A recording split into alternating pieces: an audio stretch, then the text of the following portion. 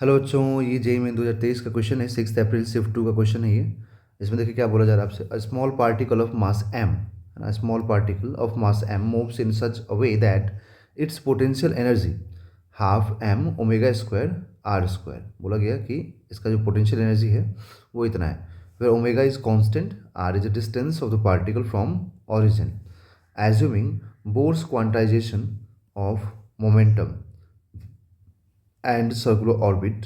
ठीक है, the radius of nth orbit will be proportional to. मतलब अगर इतना, मतलब किसी भी पार्टिकल का अगर इतना पोटेंशियल एनर्जी है, ठीक है, तो उस पार्टिकल का जो वो सर्कुलर पाथ पे घूम रहा है ना, उसका जो रेडियस है एनथ ऑर्बिट का, वो कितने के प्रोपोर्शनल होगा, है ना, मतलब किसके प्रोपोर्शनल होगा।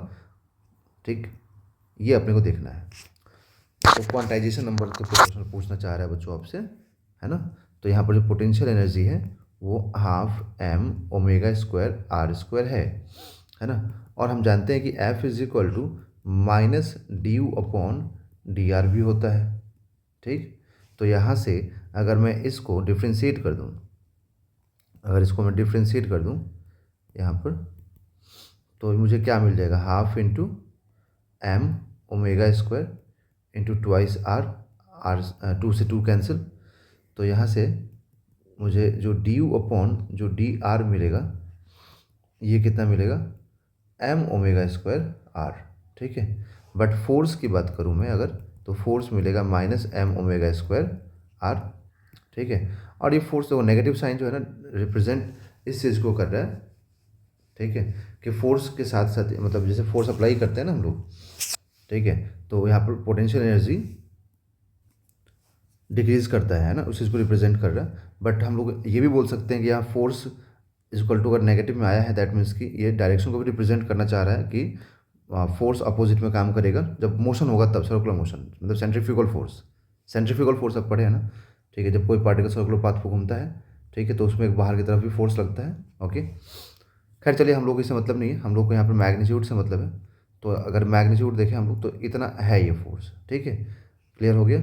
अब यहाँ पर अगर हम लोग ये फोर्स मालूम हो गया हम लोगों को, तो हम लोग v is equal to omega r लिखें अगर, है ना, तो v is equal to omega are.